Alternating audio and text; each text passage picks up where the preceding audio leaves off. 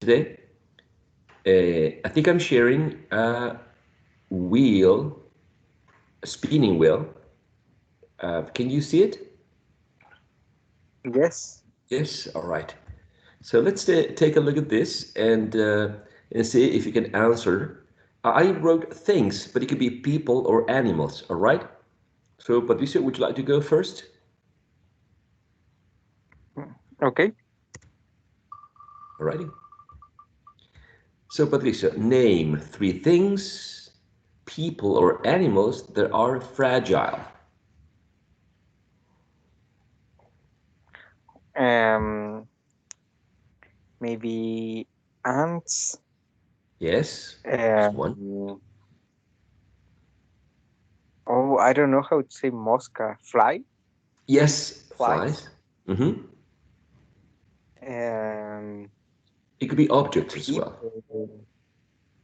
Come Maybe again? babies, according to Ba- people.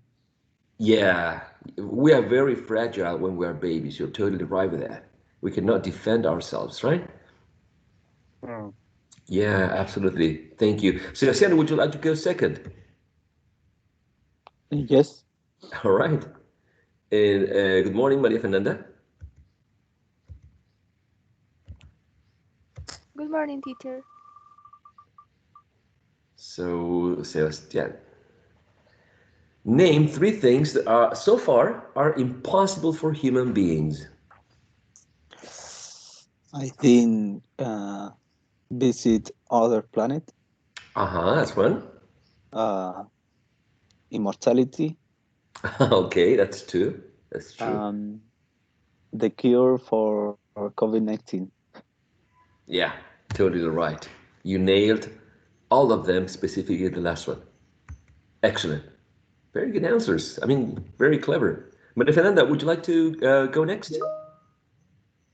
Yes. Okay, thank you. Here we go. Maria Fernanda, name three things that you love doing. Um. Okay. Listening to music. Um. Oh. Um. That's Writing one.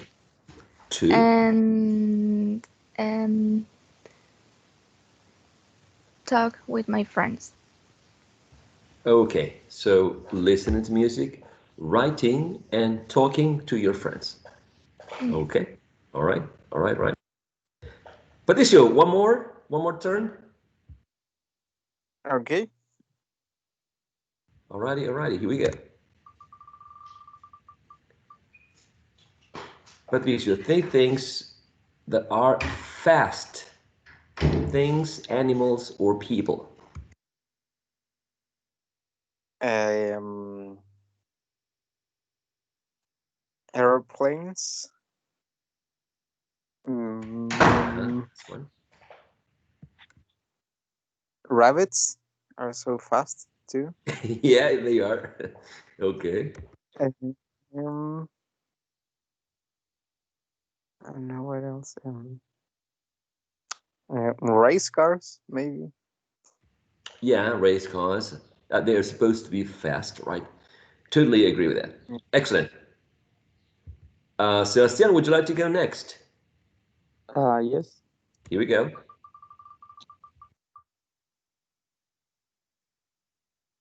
Name three things that are smelly. Animals, people, or things. The exactly meaning for smelly that is delicious, something like that. If I'm not mistaken, teacher. I think it has a negative connotation, like has a bad smell. Like, Okay. yeah. Well, I think my feet. Okay, your feet, that's one thing. Uh, I think pastel de choclo for me, at least. Okay. And mm, I think, uh, Just just missing one. yes, I thinking, uh,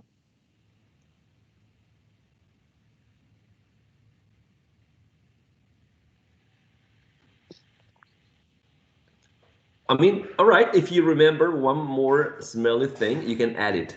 Okay, so Okay. far, your feet and pastel de choclo. Yes. All right, all right. Maria Fernanda, one last turn for you, all right? Yes. Okay. Here we go. Name three things, people, or animals that are hot. Boil water. Boiling water, Mhm. Um, the sun the sun, exactly. and lava. Exactly. You got them all. Excellent. Very good. Very good. All right. Just for the last one. For the last one. What's the last one? Three things that are heavy. Okay. I think that's pretty much easy, right?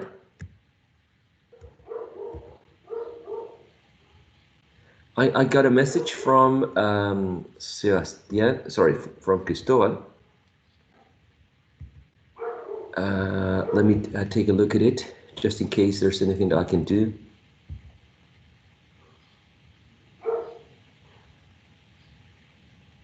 Okay. He's not coming. He's got an appointment, so um, he's not going to be with us because this is a small group, so it's like it's quite noticeable when someone is not here, right? Uh, I would like to share with you this PowerPoint, which is a review about intonation. If you tell me, we. Oh no, I'm sorry about the spelling. We don't need this review. We're okay with intonation. We can skip it. Okay. Do you think you need the review on intonation?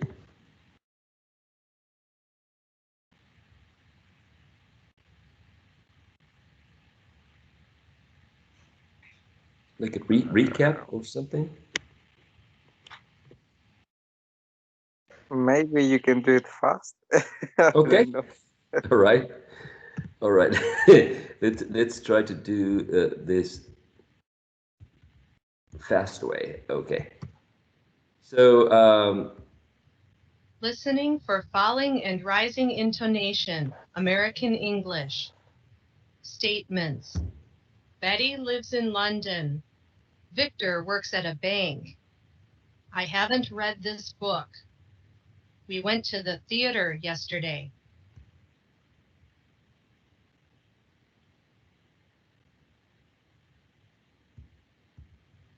Special questions. What is his name? Where does he live? When did you call him? Why are you late? okay, I don't think this falling intonation. General questions. I don't think this falling intonation with statements and WH questions is complex for you. All right, so let's take a look at the rest with speaking practice. Let's go with Maria Fernanda, Sebastián, and then Patricio. Maria Fernanda, Sebastián, and Patricio. Unless there's someone else joining us, and then we ask the other person to participate. All right, Maria Fernanda, Sebastián, and Patricio. Next slide. Maria Fernanda, would you like to start, please? Okay. Thank you. Okay. Do you visit often?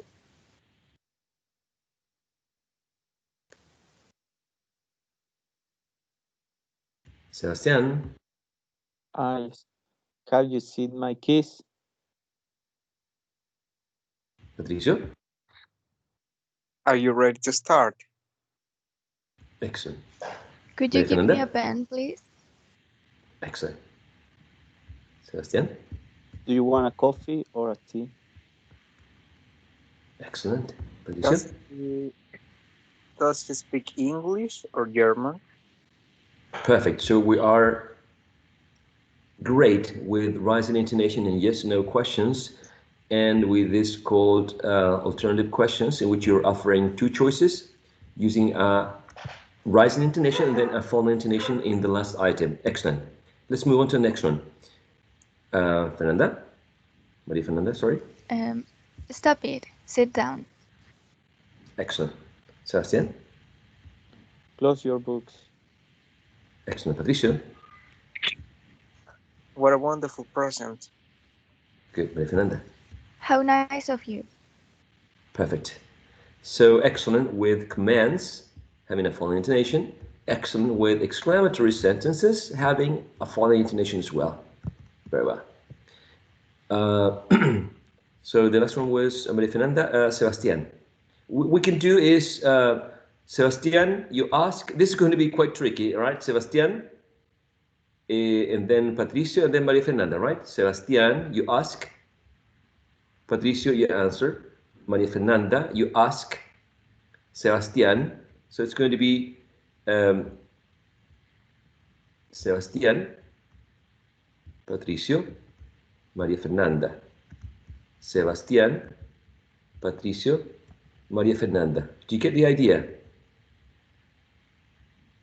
Yes. Sebastián. Okay, perfect. Whenever you want. Do you want to go there? Oh, sorry. Yes, I do. Did Anton call you yesterday? No, he didn't. Have you seen my glasses? Yes, they are in the kitchen. Are you going to watch the car? Maybe later. I'm tired now. Could you open the window, please? Sure, no problem. Can I borrow your dictionary, please? Sorry, I need it. Wonderful, guys. I thought about giving you this, but you did it excellent. If you compare what you did with these arrows, you know, showing rising intonation or a falling intonation, it's exactly what you did. So you did not need this information.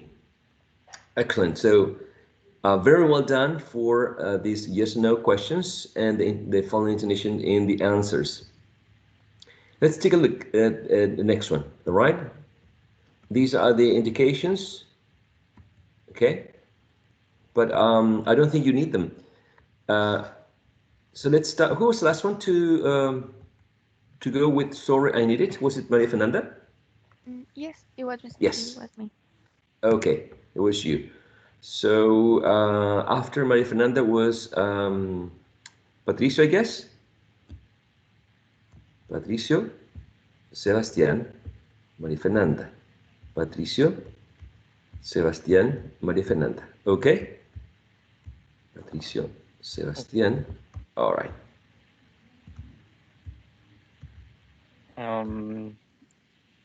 Where does he live? He lives in New York. What did you buy? I bought bread, meat, carrots, and potatoes.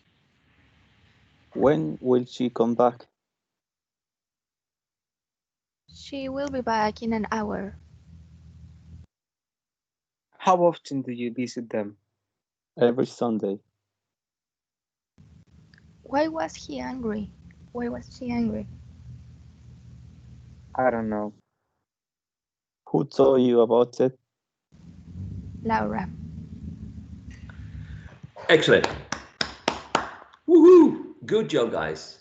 You nailed it. It was amazing. Now there's just one comment, particularly in these answers in which there's only one word. Let's suppose that you use a rising intonation. Let's suppose that you use a falling intonation.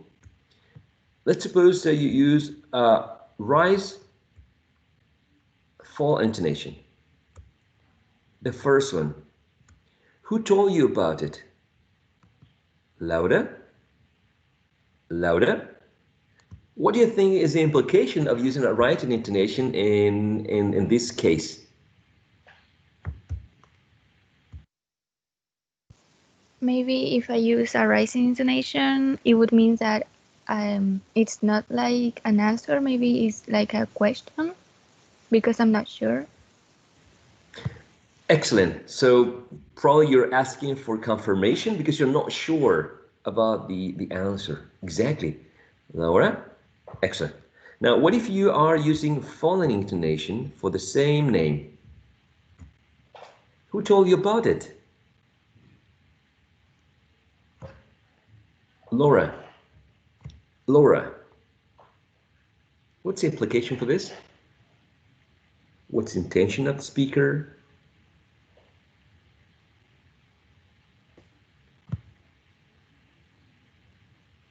What do you think? It sounds maybe like the person whose answer is mad with Laura, because it sounds like yeah, it's Laura. I mean, All right, yeah, that could be one option, right? Because essentially with intonation, you're expressing emotions, you're expressing feelings. So that could be one possible context, right? The person is angry or mad at Laura. So who told you about it? Who told you about it? Laura. Laura. Okay, all right, all right.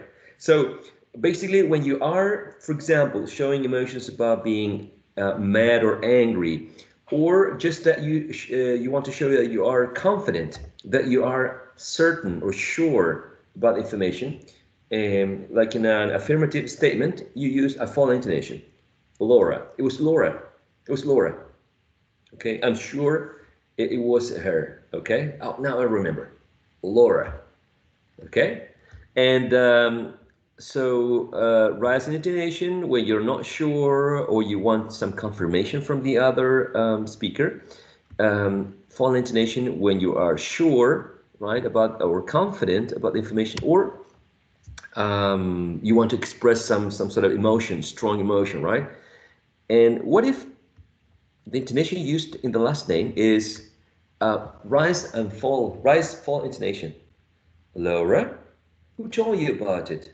Laura, Laura, Laura.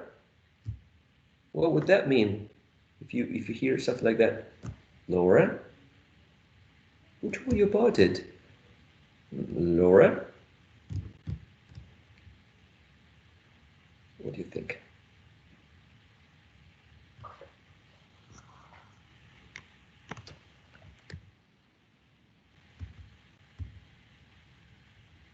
It sounds like a little question for me, but I'm not sure. Okay, all right. Sort of a question, all right. What do you think, Amaya? Good morning. Patricio, Sebastian. Is it the same? If you say, for example, Laura or Laura?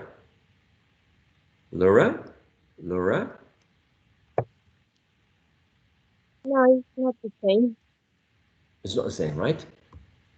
It's not exactly the same.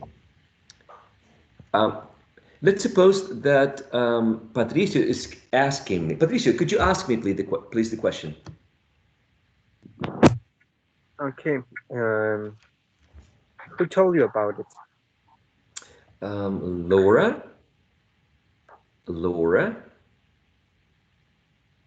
So I'm raising my eyebrows. I'm looking at Patricio saying, like, Laura? I don't know how Patricio is going to react because I know he doesn't like Laura. Or I know that Patricio is in love with Laura. So, Laura? Or Patricio is actually, I think Patricio thinks that Laura is the last person that was going to, tell me about this. So, Laura, like I'm afraid of Patricia's reaction.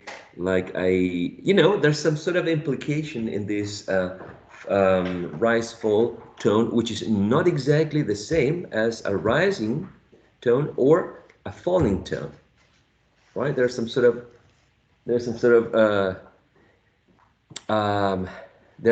are some emotions involved here that, depending on the context, depending on, I don't know, who Laura is or what Patricio thinks of Laura or how Patricio is going to react when I tell him Laura. Okay, so that's the idea there. Maybe we need more information about the context, who Laura is, like I said before, but it's specifically this rise and fall intonation does not have the same implication, right, than the other two cases. And the last item, okay, for this speaking practice, which is some sort of review slash a formative quiz. So here's the suggested pattern. So we're going to have Amaya, right? And then we're going to have Patricio, and then Maria Fernanda and Sebastián. Then again, Amaya, Patricio, Maria Fernanda and Sebastián, Amaya and Patricio. Whatever you want, take it away.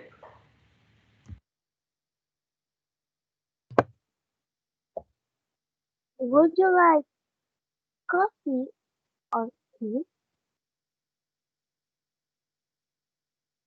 Coffee, please. Did you go to Italy or France last year? She went to Italy. Nice weather, isn't it? It sure is. He can drive, or can't he? No, he can't.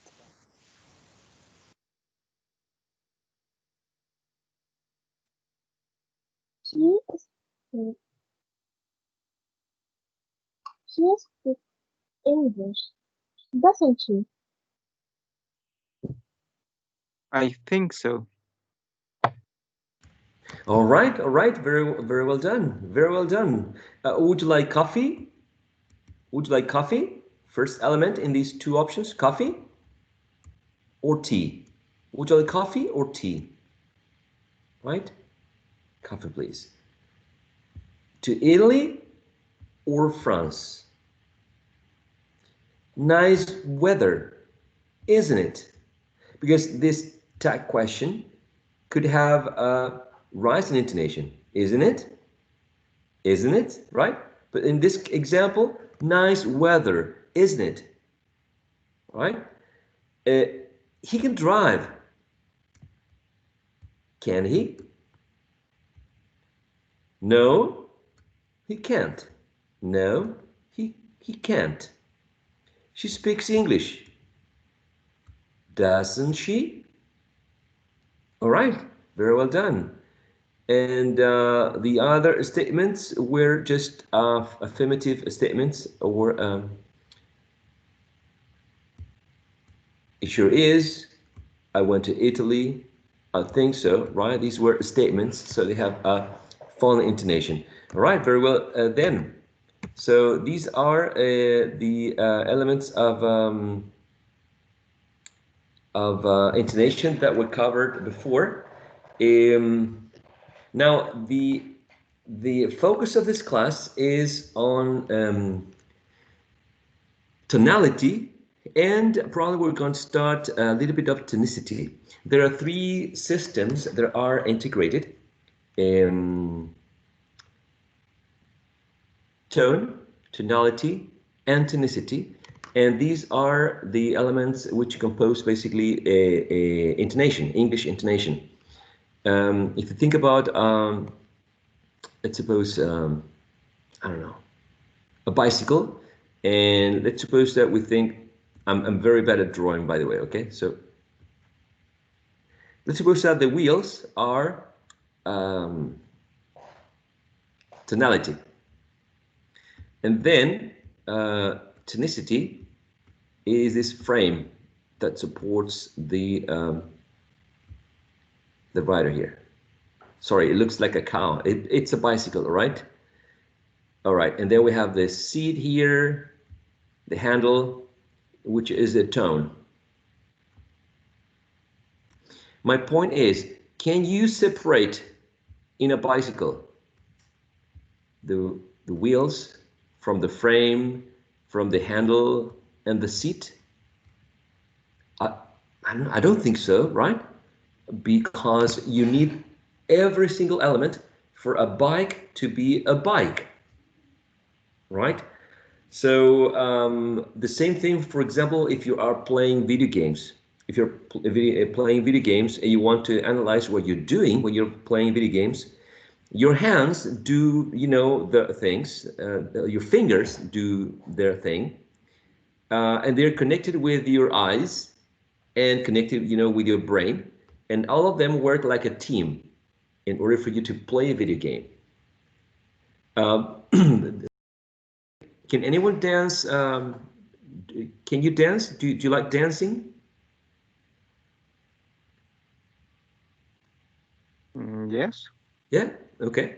So essentially, when you dance, you move your legs, right?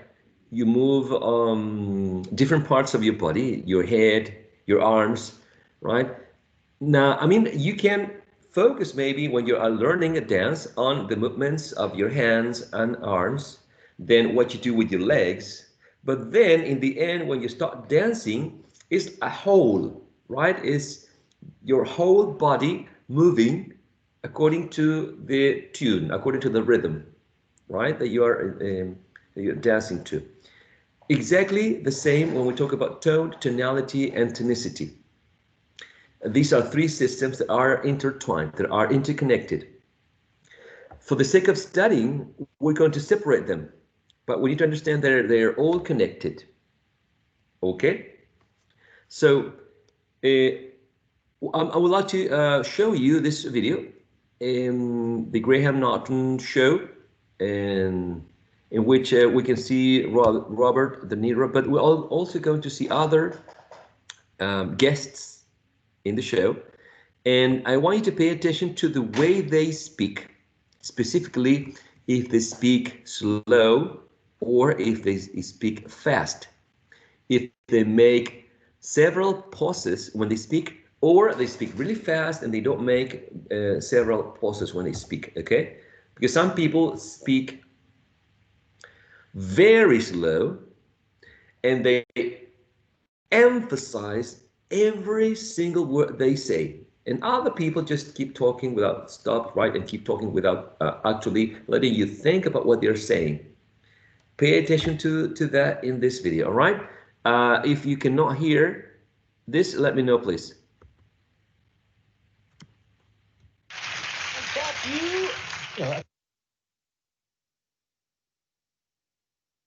Could you hear that? Yes. Yes. Okay, excellent. Let's go again. As Tom was saying, I think a lot of youngsters, they revere you, so they look to you. The other thing you inspire is impressions, people doing impressions. Now, when people do impressions of you, is it like sort of nails on a chalkboard, or do you kind of enjoy it? No, I kind of enjoy it, especially if they do it well. So no, it's great. I love it. I only ask. No, because any Hiddlestoners watching will know. Tom Hiddleston does impressions. You do impressions of a lot of people. So who is in your canon? It's a expression of admiration, just to be clear. So I do impressions of people that I admire, and I sort of listen to them. The first time I did an impression that anyone was aware of, I was just telling a story about Midnight in Paris, the Woody Allen film I was in, and how I'd never read the whole script, and I thought it was set in the 20s. And I turned up and I bumped into Owen Wilson, who didn't look like he was in the 20s at all. And I said to him, so wait, hang on, who are you playing? Because I'm playing F. Scott Fitzgerald, and I know Corey Stoll's playing Ernest Hemingway, and we're all playing figures of history. And he went, oh, no. I'm from now. I go back in time. There's a time machine. And, it's kind of cool, and it's kind of Woody, and it's kind of awesome. Very good.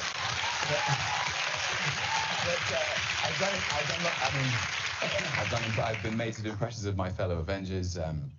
I think everyone does an impression of Christopher Walken because he's such an easy kind of. You know, I feel like what this show needs is more cowbell. Depends on what you like me to say. Basically, there's no punctuation. Anything that comes out of my mouth.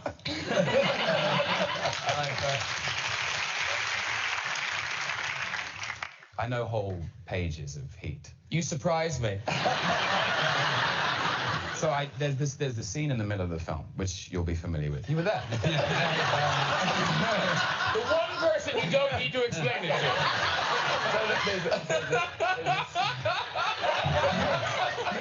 He remembers. You're very good in this. He remembers.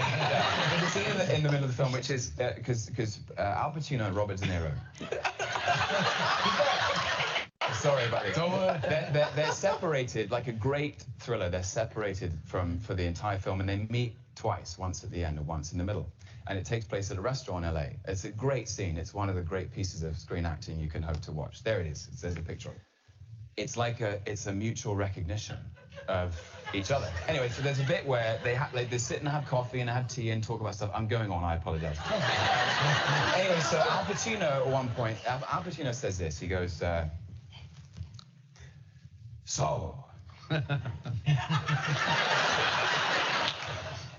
we're sitting here like a couple of regular fellas. I mean, you do what you do, I do what I gotta do. If I'm there and I gotta put you away, I won't like it. But if it's between you and some poor bastard whose wife you're gonna turn into a widow, brother, you are going down.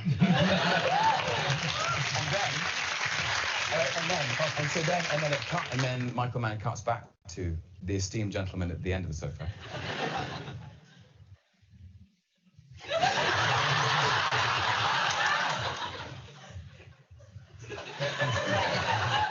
What if you do got me boxed in? I'm not gonna put you down. Living face to face, yeah. But I will not hesitate. Not for a second. That's my... All right, so back to the class. I'm sorry I didn't have the closed captions on. But the idea in this selection is that this person is impersonating this actor. I'm sorry, I don't know his name. Do you know the guy who was playing the Avengers? Tom Hiddleston. Excellent. Thank you so much. So he was impersonating several other actors, and he was talking like them, right? And then, did you notice the differences? The differences in terms of speed, the different pauses they made, the special rhythm that when they were having the conversation between the host, right, Graham Norton, and the guests. But then when this actor was impersonating, he used, well, different pronunciations, of course, different accents, but also different rhythms and different ways to segment the information. The different ideas came out sometimes shorter, sometimes longer.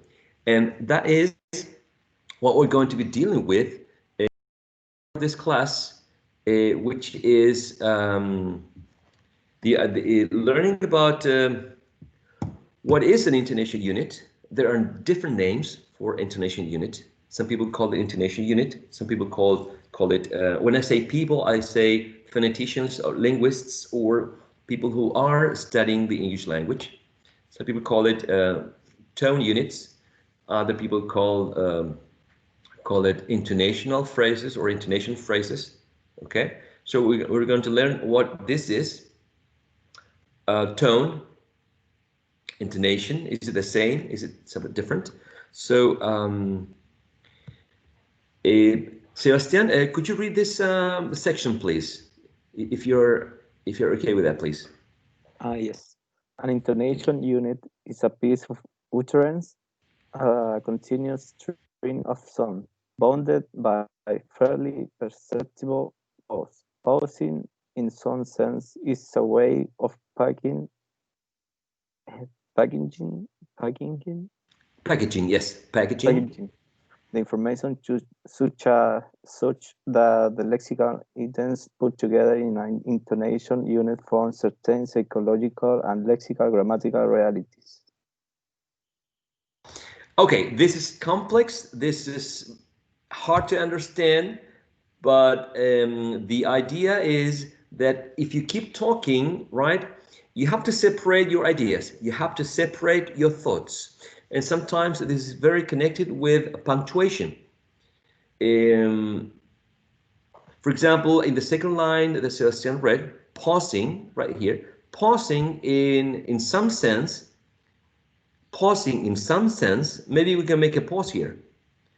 Pausing in some sense is a way of packaging the information such that the lexical items put together in an intonation unit form certain psychological and lexical grammatical realities. Okay, maybe here it's not clear, but let's consider the examples below. Patricio, are you there? Yes. Okay, please read this considering making a pause where you see this red vertical bar. Okay. Whenever you want.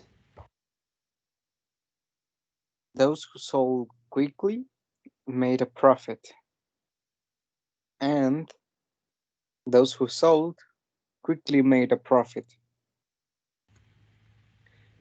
Perfect. So let's call this A and B. In example A, those who sold quickly made a profit. Those who sold slowly did not make a profit. To make a profit is, in Spanish, hacer ganancia o ganar algo de lo vendido, right? So those who sold quickly, for example, well, any item, right? Those who sold quickly, the ones who sold slowly or who took longer did not make a profit. In the example B, those who sold quickly made a profit. Those who sold, if they sold slowly or quickly, didn't matter. Everyone who sold quickly made a profit. So making a pause in some sense, it's going to change the meaning of what you're saying. Okay? Let's see if we have more examples here. Oh, no, there are no more examples. There are more definitions. I'm going to ask Maria Fernanda to read the next one, please. Anytime you want. Okay. A tone unit is the basic unit of intonation. It is also known as an intonation phrase, a speech unit, or tone group. So these are the names that we're going to use, right? Tone unit or intonation phrase or speech unit or tone group, right? All of them refer to the same thing, which is the basic unit of intonation.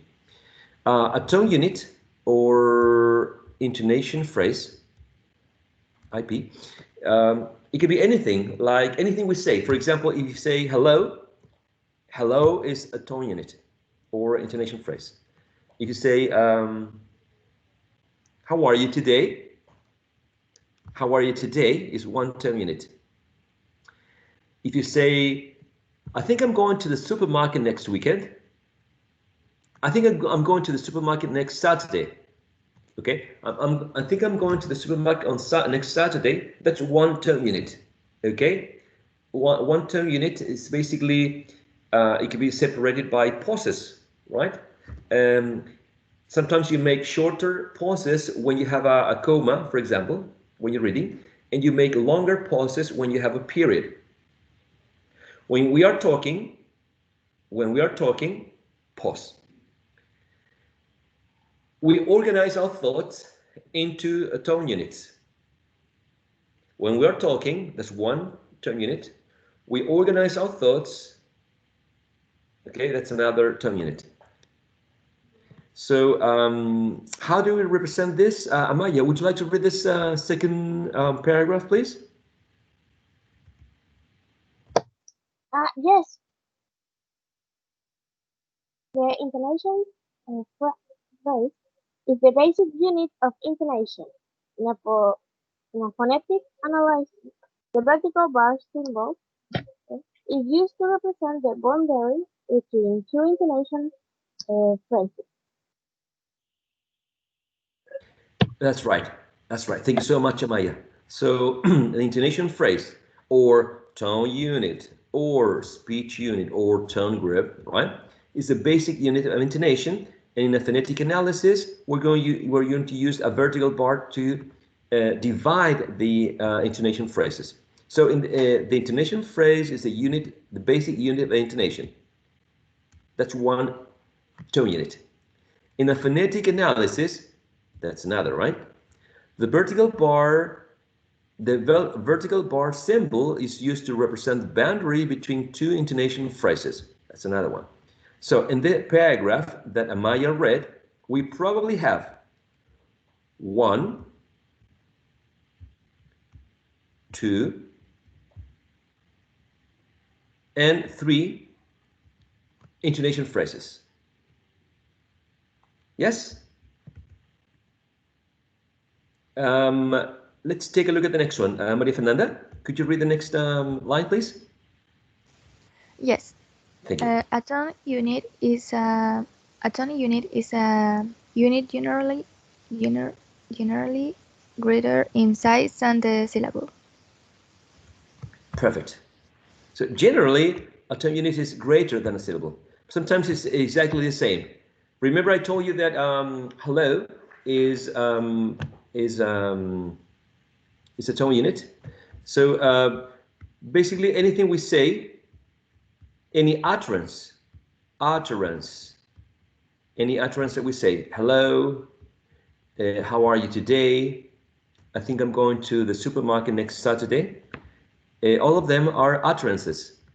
Okay, utterances, and each one of these utterances can be a tone unit or intonation phrase.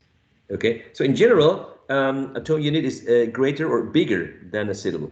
Now, but when you say go, go, go can be one syllable, also can be one tone unit. For example, when people are participating in a context, in a race, and the guy says, ready, steady, go. Go, right, is a tone unit, right, and it's a syllable. But in general, when we talk about tone units, we talk about a unit that is bigger than just one syllable, okay? And in each tone unit or intonation phrase, there will always be a tonic syllable. And the tonic syllable is that in an utterance or tone unit, there will always be one prominent syllable. Remember the paragraph that Amaya read, the second one? The intonation phrase or IP is the basic unit of intonation. That's one tone unit or intonation phrase. The intonation phrase IP is the basic unit of intonation. Is the basic unit of intonation. So maybe basic is a focus of this intonation phrase, and basic, this would be the tonic syllable. Let's take a look at the second intonation phrase that Amaya read. In a phonetic analysis, right? That's one tone unit or intonation phrase, right? So what's the most prominent syllable in this second intonation phrase? In a phonetic analysis, what do you think?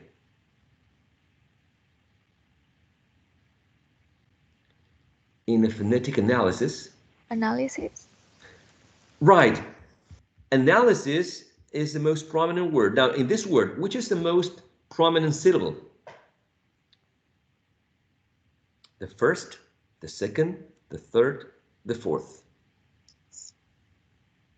I think that is the second. Exactly, the second, right?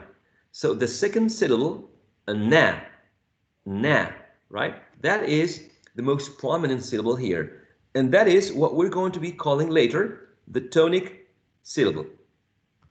Okay, so keep this in mind because we're going to revisit this idea when we start talking about tonicity, okay, which is basically identifying the tonic syllable present in an intonation phrase, the most prominent syllable in an intonation phrase or tone unit. But now let's go back to what we're dealing here, which is identifying the tone units. So in this exercise, maybe you have seen this dialogue before. I'm going to play the recording, and let me double check. Um, Let me start sharing again to make sure that the sound is included. Okay, so I'm going to play the recording, and let's see if you agree with the division of tone units that I'm suggesting here. I'm going to the shops in a minute. What do we need? We're okay for vegetables, but we should stock up on meat. Can you go to the butcher's and get some veal and some beef? No problem. We also need bread, so I'll go to the baker's. I'll get some vol au vents for Victor's birthday bash on Friday. We'll need balloons for that too. Better visit the supermarket then. We'll need some other things for the party. Get some vanilla ice cream, some butter and some vinegar, and 12 bottles of beer. Okay. The library's beside the baker's. I'd better take back the videos we borrowed last week. They're overdue. I'll see you later then. Bye. I'll be back before 7. All right, do you all agree with the division here, the boundaries that these vertical bars are declaring? Yes. Yes? Yes. Yes. Okay, all right, all right. So we have, I'm going to the shops in a minute. That's one intonation phrase.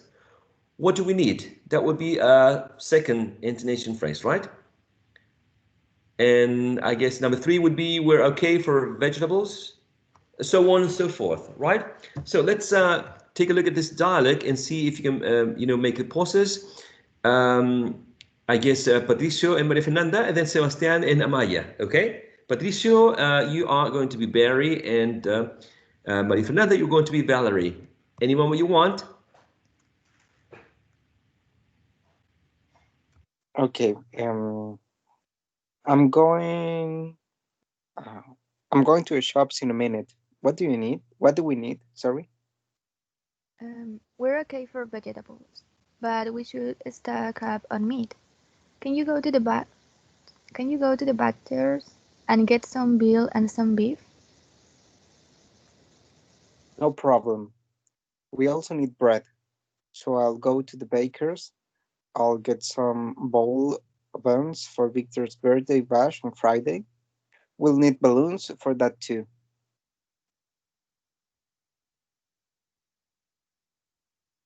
Maria Fernanda? Yeah. Better visit the supermarket then. We'll need some other things for the party. Get some vanilla ice cream, some butter, and some vinegar, and 12 bottles of beer. Okay. The library is beside the baker's. I'd better take back the videos we borrowed last week. They are overdue. I'll see you later then. Bye. I'll be back before 7. Excellent. Very, very well done, guys. Very, very well done. Very well done. Now it's Amaya's turn and Sebastian's turn. Sebastian and Amaya. Sebastian, you're Barry. Amaya, you're Valerie. Whenever you want. I'm going to the shops in a minute. What do you need? What do we need? We okay for vegetables, but we should stock of meat. Of meat. Can you go to the butcher's and get some veal and some beef? No problem. We also need bread. So I will go to the baker's. I'll get some bowl of buns for Victor's birthday bash on Friday. We need balloons for that too.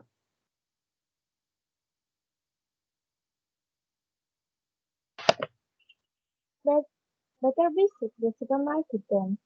We'll need some other things for the party. Get some vanilla ice cream, some butter, and some vinegar, and 12 bottles of beer. Okay. The library is beside the baker's. I'd better take back the videos we borrowed last week. They are they are overdue.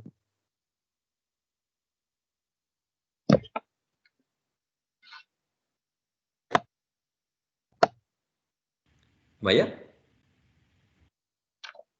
Ah, yeah, yes. I'll see you later, Tom. Bye. I'll be back before 7. Excellent. Excellent. So what you did was, well, replaying, right, or playing roles for a dialogue. But the idea in terms of phonetics and the three T's is you are working with tonality. Tonality is to segment, right, the information into chunks. I'm going to the shops in a minute. That's one chunk. That's one intonation unit or intonation phrase. What do we need? That's another one. Okay, so the discourse or the speech, it's divided into tone units whenever we speak. Every time we speak, I'm making a pause, right? That's one tone unit. We organize our thoughts. That's another. So the same thing here. We're okay for vegetables, but we should stock up on meat. Can you go to the butcher's and get some veal and some beef? Okay, so people organize the ideas in a different way. If you are a politician, for example, if you are a stand-up comedian, if you are a teacher, if you're a doctor, if you are a news anchor, if you are an interviewer on TV, depending on your personal characteristics, depending on the role you have or the work you are performing, depending on the context, right? That the dialogue takes place, people are going to make more or less pauses. People are going to organize the ideas. For example, if you're telling a joke, you're not going to make lots of pauses, I think, because you want to be quick in order not to bore the audience, not to bore the listener, right? But if you're a politician, probably you're going to make several pauses to emphasize the message that you are giving so the audience can understand that you are a very serious person that's taking very seriously his or her role as a politician, right? So when we were dealing with this, it's tonality, which is the division, right, of the discourse into tone units or intonation phrases, right? And this division is shown with vertical lines, right? Vertical lines. And these divisions or boundaries, right, is not fixed because they depend on who the person is. I guess, like I said before, the context, etc., etc. Okay, and but in general, is associated with punctuation. I'm going to the shops in a minute, and then there's a question. The first one was a statement. I'm going to the shops in a minute. Question. What do we need? Okay. Punctuation helps. I took away many of the punctuation here. Yeah, I took away. So punctuation, for example, we're okay for vegetables, but we should stock up on meat. there's a period here, and a period that is not now there. Okay, I'm going to the shops in a minute. There's also a period that I took away. Okay, but if you pay attention to punctuation, punctuation will tell you where the boundary is. So when one intonation phrase ends and when the next one starts. So that's basically, in general, the concept of intonation. Sorry, the concept of tonality. Tonality, the division of the discourse, right, of the speech into tone units or intonation phrases. Okay, that's the idea. We're going to take a look at other examples later, right? But now it's time for a break. After a break, I'm going to give you an exercise, another dialogue that I'm going to ask you to divide or to tell me where is one phrase and what's the other one. Okay, just like what we did in the previous example, but after the break, it's going to be you the ones doing the task. Okay, so I'll see you in about 10 minutes. Enjoy the break. Go and do something fun. I'll see you in 10 more minutes. Are you okay with the break, right? Yes, teacher.